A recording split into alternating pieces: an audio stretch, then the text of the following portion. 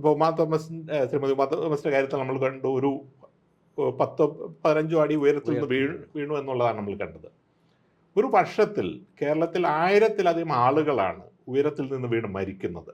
ഇത് നമ്മൾ സാധാരണ ശ്രദ്ധിക്കുന്നില്ല.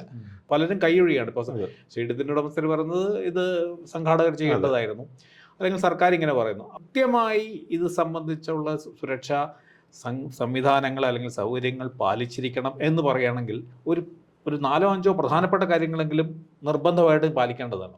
ഉയരങ്ങളിൽ നമ്മൾ ജോലി ചെയ്യുമ്പോൾ, ഉയരങ്ങളിൽ നമ്മൾ എന്തെങ്കിലും ചെയ്യുമ്പോൾ എന്തൊക്കെ സുരക്ഷയാണ് വേണ്ടതെന്നുള്ളതിനെ പറ്റി ഉള്ള വേണ്ടത്ര മാനദണ്ഡങ്ങൾ ഉണ്ടായിരുന്നെങ്കിൽ 1000 ആളുകളുടെ ജീവിതം നമുക്ക് രക്ഷിച്ചെടുക്കാമായിരുന്നു എന്നുള്ളതാണ്. അത് മോണിറ്റർ ചെയ്യാനും അത് നടപ്പിലാക്കാനും, അത് നടപ്പിലാക്കിയില്ലെങ്കിൽ അല്ലെങ്കിൽ നിലവിൽ പ്രാബല്യത്തിൽ വന്നില്ലെങ്കിൽ ശിക്ഷിക്കാനും ഒക്കെയുള്ള ഒരു സംവിധാനം വേണം. അങ്ങനെ ഒരു സംവിധാനം നമുക്ക് പ്രത്യേകിച്ച് ഒരെണ്ണമില്ല. തീർച്ചയായിട്ടും ഇല്ല. നമ്മൾക്ക് അങ്ങനെ ഒരു സംവിധാനമില്ല. മോണിറ്റർ ചെയ്യാനുള്ള സംവിധാനമില്ല. ഏതെങ്കിലുമൊക്കെ നോഷണലായിട്ട് റെസ്പോൺസിബിലിറ്റി ഉണ്ടെങ്കിൽ അവർക്ക് ആ വിഷയത്തിൽ വേണ്ടത്ര പരിശീലനമില്ല, പരിചയമില്ല.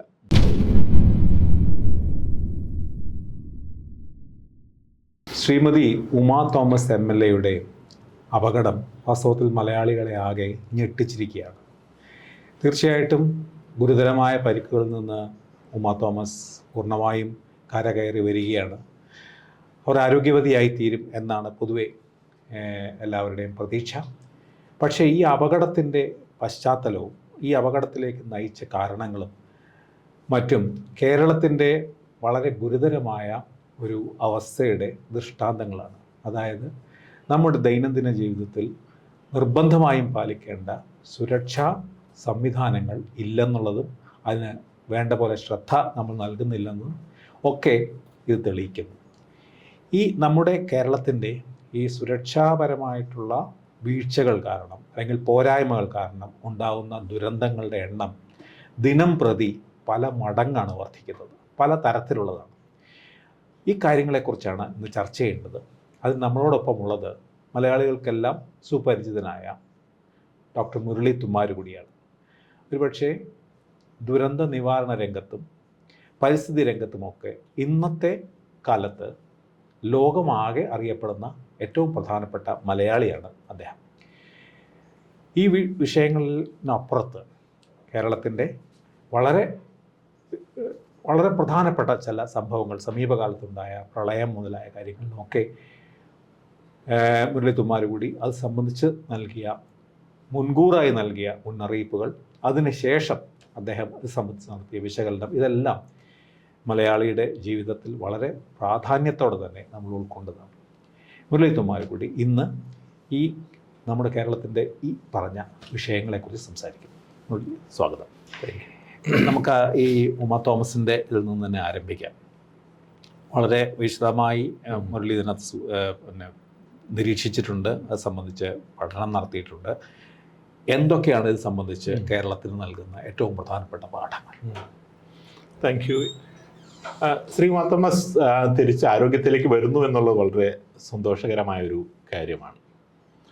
ആ അപകടത്തെ പ്രത്യേകമായിട്ട് എടുത്തു കഴിഞ്ഞിട്ടുണ്ടെങ്കിൽ 2 കാര്യങ്ങളാണ് നമ്മൾ പ്രത്യക്ഷമായിട്ട് കാണാൻ സാധിക്കുന്നത്. ഒന്ന്, ആ സ്റ്റേജ് ഉണ്ടാക്കിയത് എന്തുമാത്രം സുരക്ഷയില്ലാതെയാണ്. അപ്പം അതിന് ഏതെങ്കിലും നിയമങ്ങളോ മറ്റോ ഉണ്ടായിരുന്നോ, ചട്ടങ്ങൾ പാലിക്കാതിരുന്നതാണോ, ചട്ടങ്ങൾ ഇല്ലാത്തതാണോ എന്നുള്ള ഒരു സെറ്റ് ഓഫ് പ്രോബ്ലംസ് ഒരു സൈഡിൽ കൂടെ.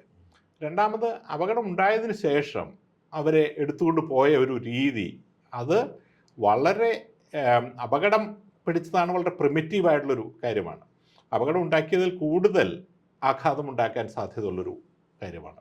ഇത് നമ്മളുടെ സമൂഹത്തിൻ്റെ മൊത്തമായിട്ടുള്ളൊരു സുരക്ഷാ ലിറ്ററസിയുടെ അഭാവമാണ് കാണിക്കുന്നത്. അപ്പോൾ ഈ 2 കാര്യങ്ങളിലും നമ്മൾ ശ്രദ്ധിക്കേണ്ടതാണ്. പക്ഷേ ഇപ്പോൾ ശ്രീമതി ഉമാ തോമസിൻ്റെ കാര്യത്തിൽ നമ്മൾ കണ്ടു, ഒരു 10-15 അടി ഉയരത്തിൽ നിന്ന് വീണു എന്നുള്ളതാണ് നമ്മൾ കണ്ടത്. ഒരു വർഷത്തിൽ കേരളത്തിൽ 1000-ലധികം ആളുകളാണ് ഉയരത്തിൽ നിന്ന് വീണ് മരിക്കുന്നത്. ഇത് നമ്മൾ സാധാരണ ശ്രദ്ധിക്കുന്നില്ല. നമ്മൾ സാധാരണ രീതിയിൽ അപകടം എന്ന് പറയുമ്പോൾ റോഡ് അപകടം അല്ലെങ്കിൽ മുങ്ങി മരിച്ചുള്ള അപകടം, ഇങ്ങനെ 2 കാര്യങ്ങൾ മാത്രമേ നമ്മൾ പ്രധാനമായിട്ട് ശ്രദ്ധിക്കുന്നുള്ളൂ. ഇത് ഈ കൂടുതലും നിർമ്മാണ രംഗത്താണ്. അപ്പോൾ national crime records bureau accidents, deaths and suicides in India എന്ന് പറഞ്ഞിട്ട് റിപ്പോർട്ട് എല്ലാ വർഷവും പ്രസിദ്ധീകരിക്കുന്നുണ്ട്. 2022 റിപ്പോർട്ടാണ് ലേറ്റസ്റ്റ് ആയിട്ട് ലഭ്യമായിട്ടുള്ളത്. ആ റിപ്പോർട്ടിൽ തന്നെ നമ്മൾ 1000-ന് മുകളിലായി. അപ്പോൾ 2022 എന്ന് പറഞ്ഞാൽ വാസ്തവത്തിൽ കോവിഡിൽ നിന്ന് പുറത്തു വരുന്ന ഒരു കാലമായതുകൊണ്ട് അത്രമാത്രം ആക്ടിവിറ്റി ഉള്ള സ്ഥലമുണ്ട്. അതിൽ ഏറ്റവും കൂടുതൽ നിർമ്മാണ മേഖലയിൽ തന്നെയാണ് നടക്കുന്നത്. പിന്നെ മാൻഹോളിലേക്ക് ചാടിയുള്ള ഇത്, അല്ലെങ്കിൽ ആളുകൾ മരത്തിൽ കയറുമ്പോൾ ഉള്ള കാര്യങ്ങൾ, അങ്ങനെ പലതരത്തിൽ ഉയരങ്ങളിൽ നിന്നുള്ള വീണുള്ള മരണം. ഉയരങ്ങളിൽ നമ്മൾ ജോലി ചെയ്യുമ്പോൾ, ഉയരങ്ങളിൽ നമ്മൾ എന്തെങ്കിലും ചെയ്യുമ്പോൾ എന്തൊക്കെ സുരക്ഷയാണ് വേണ്ടതെന്നുള്ളതിനെ പറ്റി ഉള്ള വേണ്ടത്ര മാനദണ്ഡങ്ങൾ ഉണ്ടായിരുന്നെങ്കിൽ 1000 ആളുകളുടെ ജീവിതം നമുക്ക് രക്ഷിച്ചെടുക്കാമായിരുന്നു എന്നുള്ളതാണ്. അത് പലതും അന്യ സംസ്ഥാന തൊഴിലാളികളൊക്കെ ആയതുകൊണ്ടും കൂടെയാണ്. അതെ, നിർമ്മാണ രംഗത്ത് പ്രധാനമായും അന്യ സംസ്ഥാന തൊഴിലാളികളാണ്. നമ്മൾ ഈ നമ്പറിനെ കമ്പയർ ചെയ്യേണ്ടത് കേരളത്തിൽ ഒരു വർഷം എത്ര കൊലപാതകങ്ങൾ നടക്കുന്നു എന്നുള്ളതാണ്. കേരളത്തിൽ ഒരു വർഷത്തിൽ 300-നും 350-നും ഇടയ്ക്ക് കൊലപാതകങ്ങൾ മാത്രമേ നടക്കുന്നുള്ളൂ. അപ്പം അതിൻ്റെ 3 ഇരട്ടി ആളുകളാണ് ഈ ഉയരങ്ങളിൽ നിന്ന് വീണ് മാത്രം മരിക്കുന്നത്. അപ്പോൾ ഏറ്റവും പ്രാധാന്യമുള്ളൊരു വിഷയമാണ് പൊതുവെ സുരക്ഷ. അതിൽ തന്നെ ഇമ്പോർട്ടൻ്റ് ആയ കാര്യമാണ്, അതിൽ ഇന്നും യാതൊരു മാനദണ്ഡങ്ങളുമില്ല, ആ സുരക്ഷാ ലിറ്ററസി ഇല്ല, അതിനുള്ള പരിശീലനമില്ല എന്നുള്ള കാര്യങ്ങളെല്ലാം ഈ അപകടത്തോടെ എക്സ്പോസ് ചെയ്യപ്പെടുകയാണ്. അപ്പോൾ അതൊരു അവസരമായിട്ട് കണ്ട് ഇനി എങ്ങനെയാണ് ഈ വിഷയത്തിൽ, അത് ഉയരങ്ങളിൽ നിന്ന് വീട് മരിക്കുന്നത് മാത്രമല്ല അപകടം, വേറെ സാധ്യതകളുണ്ട്, അതെല്ലാം ചിന്തിച്ച് കേരളത്തിന് കോംപ്രഹെൻസീവ് ആയിട്ടുള്ള ഒരു സുരക്ഷാ പോളിസി എങ്ങനെ ഉണ്ടാക്കാം, സുരക്ഷാ ലിറ്ററസി എങ്ങനെ ഉണ്ടാക്കാം എന്ന് ചിന്തിക്കേണ്ട ഒരു സമയമാണ്. പോളിസിയുടെ കാര്യം പറയുമ്പോൾ തീർച്ചയായിട്ടും നമുക്ക് പലപ്പോഴും കുറക്കാലമായിട്ട് മുരളി തന്നെ ഇവിടെ പല യോഗങ്ങളിലും ഏറ്റവും ഉന്നതതല യോഗങ്ങളിലും ഒക്കെ പങ്കെടുക്കുകയും ഈ ഡിസാസ്റ്റർ മാനേജ്മെന്റ് സംബന്ധിച്ച വളരെ വിശദമായ രേഖകൾ ഇപ്പോൾ എല്ലാവർക്കും അത് സംബന്ധിച്ചുള്ള കാര്യങ്ങളൊക്കെ അറിയാം. പക്ഷേ ഈ ഇത്ര വലിയ ഒരു പല തലങ്ങളിൽ ഉണ്ടാവുന്ന ഈ അപകടങ്ങളെ ഒക്കെ ഉൾക്കൊള്ളിക്കാവുന്നതാണ്, അല്ലെങ്കിൽ അതിനെയൊക്കെ ശ്രദ്ധയോടെ കൈകാര്യം ചെയ്യാവുന്ന തരത്തിലുള്ള ഒരു രേഖ അല്ലെങ്കിൽ ഒരു ഡോക്യുമെൻ്റ്, ഒരു നയം അങ്ങനെ ഒരെണ്ണം തയ്യാറാക്കാൻ കഴിയും. തീർച്ചയായിട്ടും കഴിയുമെന്ന് മാത്രമല്ല, അത് ഏറ്റവും അത്യാവശ്യം ഉള്ളതാണ്. ഞാൻ ഇപ്പോൾ പറഞ്ഞു 1000-ഓളം ആളുകളാണ് ഉയരങ്ങളിൽ നിന്ന് വീണ് മരിക്കുന്നത്. പക്ഷേ മൊത്തം കേരളത്തിൽ അപകടങ്ങളിൽ മരിക്കുന്ന ആളുകളുടെ എണ്ണം എടുത്തു കഴിഞ്ഞാൽ അത് 10,000-ന് അടുത്താണ്. ഞാൻ എഗെയിൻ 2022 റിപ്പോർട്ട് ശ്രദ്ധിച്ചിരുന്നു. 10,000-ഓളം പേർ പല അപകടങ്ങളായിട്ട് വാഹന അപകടം, അതിൽ 4,000 ആളുകൾ വാഹന അപകടങ്ങൾ മരിക്കുന്നു, 1,500-ഓളം ആളുകൾ മുങ്ങി മരിക്കുന്നു, 1000-ൽ മുകളിൽ ആളുകൾ ഉയരങ്ങളിൽ നിന്ന് വീണ് മരിക്കുന്നു, റെയിൽവേയിൽ മരിക്കുന്ന ആളുകളുണ്ട്. അങ്ങനെ എല്ലാം കൂടി കഴിഞ്ഞിട്ടുണ്ടെങ്കിൽ 10,000-ഓളം ആളുകളാണ് ഓരോ വർഷവും മരിക്കുന്നത്. പക്ഷേ ഇതിനെല്ലാം സമഗ്രമായി കവർ ചെയ്യുന്ന ഒരു നയമോ ഒരു ഏജൻസിയോ ഇന്നും നമുക്കില്ല. മറ്റ് സംസ്ഥാനങ്ങളും ഇത് തന്നെയാണോ സ്ഥിതി? ഇന്ത്യയിൽ പൊതുവെ മറ്റ് സംസ്ഥാനങ്ങളിലും ഇത് തന്നെയാണ്. പക്ഷേ സുരക്ഷയെ കൂടുതൽ സീരിയസ് ആയിട്ട് കാണുന്ന, സുരക്ഷയെ കൂടുതൽ പ്രൊഫഷണലായിട്ട് കൈകാര്യം ചെയ്യുന്ന രാജ്യങ്ങൾ എടുത്തു കഴിഞ്ഞിട്ടുണ്ടെങ്കിൽ അങ്ങനെയല്ല. അപ്പോൾ UK ഈ കാര്യത്തിൽ നോക്കുകയാണെങ്കിൽ ഗോൾഡ് സ്റ്റാൻഡേർഡ് ആയിട്ട് പറയാം സുരക്ഷ കൈകാര്യം ചെയ്യുന്നത്. അവിടെ ഹെൽത്ത് ആൻഡ് സേഫ്റ്റി എക്സിക്യൂട്ടീവ് എന്ന് പറയുന്ന ഒരു വകുപ്പ് തന്നെ ഉണ്ട്. ആ വകുപ്പ് വാസ്തവത്തിൽ അവിടുത്തെ പോലീസ് ഡിപ്പാർട്ട്മെൻറ്റിനേക്കാൾ ശക്തമാണ്. അവരുടെ ഇൻസ്റ്റിറ്റ്യൂഷൻ ശക്തമാണ്, അവരുടെ ബജറ്റ് ശക്തമാണ്, അവരുടെ എക്സ്പെർട്ടൈസ് ശക്തമാണ്, അവരുടെ നിയമങ്ങൾ ശക്തമാണ്. പോലീസിന് ചെയ്യാൻ പറ്റുന്നതിൽ കൂടുതൽ ഇൻ്റർവെൻഷൻ ചെയ്യാനുള്ള അധികാരങ്ങൾ അവർക്കുണ്ട്. അപ്പോൾ കേരളത്തിൽ അങ്ങനെ ഒരു ഹെൽത്ത് ആൻഡ് സേഫ്റ്റി എക്സിക്യൂട്ടീവിന് ഇക്വലൻ്റ് ആയിട്ടുള്ളൊരു സ്ഥാപനം ഉണ്ടാക്കേണ്ട കാലം പണ്ടേ അതിക്രമിച്ചു കഴിഞ്ഞു. ഞാൻ പലപ്പോഴും മുന്നറിയിപ്പ് നൽകുന്നതിനെ പറ്റി പറയാറുണ്ട്. 2009 ഞാൻ സുരക്ഷയുടെ പാഠങ്ങൾ എന്ന് പറയുന്ന പുസ്തകം പ്രസിദ്ധീകരിക്കുന്നത്. അപ്പോൾ അതിനു മുമ്പ് മാതൃഭൂമിയിൽ അത് സീരീസ് ആയിട്ട് എഴുതിയിരുന്നു. റോഡിലെ സുരക്ഷ, വെള്ളത്തിലെ സുരക്ഷ, ഉയരങ്ങളിൽ നിന്ന് വീഴുമ്പോഴുള്ള സുരക്ഷ, തൊട്ട് ആന കുത്തിയുള്ള മരണം വരെയുള്ള എല്ലാ തരം അപകടങ്ങളെ പറ്റിയിട്ടും അതിനെ കൈകാര്യം ചെയ്യേണ്ട രീതികളെ പറ്റിയിട്ടും ഇതെല്ലാം എഴുതിയിരുന്നു. അപ്പോൾ തീർച്ചയായിട്ടും അത് 15 years too late, പക്ഷേ it is never better late than never എന്ന് പറയുന്ന പോലെ ഇപ്പോഴെങ്കിലും, ഇപ്പോൾ അവരുടെ ഒരു ബ്രദർഹുഡ് എങ്കിലും ഉണ്ടല്ലോ, അല്ലെങ്കിൽ സിസ്റ്റർഹുഡ് എങ്കിലും ഉണ്ടല്ലോ MLA-മാരുടെ, ആ അപകടമെങ്കിലും അവരുടെ കണ്ണു തുറപ്പിച്ചിരുന്നെങ്കിൽ, അങ്ങനെ ഒരു നിയമം ഉണ്ടാക്കിയിരുന്നെങ്കിൽ തീർച്ചയായിട്ടും ഒരു വർഷത്തിൽ 10,000 ആളുകൾ എന്ന് പറയുമ്പോൾ ഒരു ഭരണകാലത്ത് 50,000 മലയാളികളുടെ ജീവിതമാണ്. അപ്പോൾ 50,000 മലയാളം എന്ന് പറഞ്ഞാൽ ചുരുങ്ങിയത് 50,000 കുടുംബങ്ങൾ ആണ്. ആളുകളുടെ എണ്ണം വെച്ച് നോക്കുമ്പോൾ അത്രയും ആളുകളുടെ ജീവിതത്തിൽ അത് വലിയ മാറ്റങ്ങളുണ്ട്. ഈ ഉമാ തോമസിന്റെ അപകടം തന്നെ നോക്കുകയാണെങ്കിൽ നമുക്കിപ്പോൾ അത് ഈ ഹൈറ്റ് എന്ന് പറഞ്ഞു, ഈ ഹൈറ്റ് ഉള്ള ഒരു സ്ഥലത്ത് ഇങ്ങനെ ഒരു യോഗം സമ്മേളനം സംഘടിപ്പിക്കാമോ, ആ സമ്മേളനം അല്ലെങ്കിൽ അങ്ങനെ ഒരു സമ്മേളനം സംഘടിപ്പിക്കുമ്പോൾ വേണ്ട സുരക്ഷാ സൗകര്യങ്ങളൊന്നും പാലിച്ചിരുന്നില്ല എന്നുള്ളത് ശരിയാണ്. ഇപ്പോൾ PWDയുടെ ആയിട്ടുള്ള നോക്കുന്നുണ്ട്, സംഘാടകരുടെ പ്രശ്നങ്ങൾ നോക്കുന്നുണ്ട്, പലരും കൈയൊഴിയാണ്. ഇപ്പോൾ സ്റ്റേഡിയത്തിൻ്റെ ഉടമസ്ഥർ പറയുന്നത് ഇത് സംഘാടകർ ചെയ്യേണ്ടതായിരുന്നു, അല്ലെങ്കിൽ സർക്കാർ ഇങ്ങനെ പറയുന്നു. അപ്പോൾ ഇങ്ങനെ നമുക്ക് ആയിരക്കണക്കിന് യോഗങ്ങൾ ഈ കേരളം മുഴുവൻ നടക്കുന്നുണ്ട്. അപ്പോൾ കൃത്യമായി ഇത് സംബന്ധിച്ചുള്ള സുരക്ഷാ സംവിധാനങ്ങൾ അല്ലെങ്കിൽ സൗകര്യങ്ങൾ പാലിച്ചിരിക്കണം എന്ന് പറയുകയാണെങ്കിൽ ഒരു 4-5 പ്രധാനപ്പെട്ട കാര്യങ്ങളെങ്കിലും നിർബന്ധമായിട്ട് പാലിക്കേണ്ടതാണ്. അപ്പോൾ അങ്ങനെ ഒരു സാധനം ഉണ്ടാക്കാൻ പറ്റുമോ? നമുക്കിപ്പോൾ ഈ റോഡ് സൈഡിൽ യോഗങ്ങൾ നടക്കുന്നു, അവിടെ നടക്കുന്നു. അപ്പോൾ എന്താ ഇതിനൊരു, കാരണം ഇത് കൈകാര്യം ചെയ്യാൻ, മാനേജ് ചെയ്യാൻ പറ്റാത്ത രീതിയിലുള്ള ഒരു അവസ്ഥയാണ് എന്നൊരു ധാരണ മലയാളിക്കുണ്ട്. അതെ, ഇത് സുരക്ഷയുടെ കാര്യത്തിൽ നമ്മൾ ഏതാണ് അപകടമുണ്ടാക്കുന്ന സാധ്യത എന്നുള്ളതാണ്. അപ്പോൾ യോഗങ്ങൾ എന്നുള്ള തരത്തിലല്ല അതിനെ കൈകാര്യം ചെയ്യുന്നത്. ഇപ്പോൾ ഇവിടുത്തെ സാഹചര്യം എന്താണ്? ഉയരത്തിൽ നിന്ന് വീഴുന്നു. അപ്പോൾ വർക്കിംഗ് അറ്റ് ഹൈറ്റ്സ് എന്ന് പറയുന്ന ഒരു സെറ്റ് ഓഫ് പ്രോബ്ലംസ് ഉണ്ട്. അപ്പോൾ നമ്മൾ സ്റ്റുഡിയോയിൽ ഇരിക്കുകയാണെങ്കിൽ സ്റ്റുഡിയോയിലെ ഏറ്റവും വലിയ റിസ്ക് എന്താണ്? നിറയെ കേബിൾ കിടക്കുന്നു. അപ്പോൾ സ്ലിപ്പ് ആൻഡ് ട്രിപ്സ്. നമ്മൾ എല്ലാ വർഷവും അനവധി ആളുകൾ മരിക്കുന്ന ഒരു സംഭവമാണ്. നമ്മളൊരു മാൻഹോളിൽ എൻട്രി ചെയ്യുന്നു, അല്ലെങ്കിൽ ടാങ്കിൽ എൻട്രി ചെയ്യുന്നു. അപ്പോൾ അതിന് നമ്മൾ പറയുന്നത് കൺഫൈൻഡ് സ്പേസ് ഓപ്പറേഷൻസ് എന്നുള്ളതാണ്. അപ്പോൾ ഇതുപോലെ ഡിഫറെൻറ്റ്, ഇപ്പോൾ driving safety, water safety, working at height, confined spaces, ഇങ്ങനെയുള്ള കാര്യങ്ങളിൽ നമുക്ക് ഗൈഡൻസ് ഉണ്ടാക്കിയാൽ മതി. അപ്പോൾ ഒരു 10-15 തിമാറ്റിക് സെക്ഷൻസ് മാത്രമേ ഉള്ളൂ. അത് നമ്മൾ മരത്തിൽ കയറുന്നതാണെങ്കിലും കൺസ്ട്രക്ഷൻ ആണെങ്കിലും ഉയരത്തിൽ സ്റ്റേജ് ഉണ്ടാക്കുന്നതാണെങ്കിലും ഇത് ഒരേ മാനദണ്ഡങ്ങളാണ് പാലിക്കേണ്ടത്. അപ്പോൾ അത് മോണിറ്റർ ചെയ്യാനും അത് നടപ്പിലാക്കാനും, അത് നടപ്പിലാക്കിയില്ലെങ്കിൽ അല്ലെങ്കിൽ നിലവിൽ എന്താ പറയുക പ്രാബല്യത്തിൽ വന്നില്ലെങ്കിൽ ശിക്ഷിക്കാനും ഒക്കെയുള്ള ഒരു സംവിധാനം വേണം. ആ അങ്ങനെ സംവിധാനം നമുക്ക് പ്രത്യേകിച്ച് ഒരെണ്ണമില്ല. തീർച്ചയായിട്ടും ഇല്ല. നമ്മൾക്ക് അങ്ങനെ ഒരു സംവിധാനമില്ല, മോണിറ്റർ ചെയ്യാനുള്ള സംവിധാനമില്ല.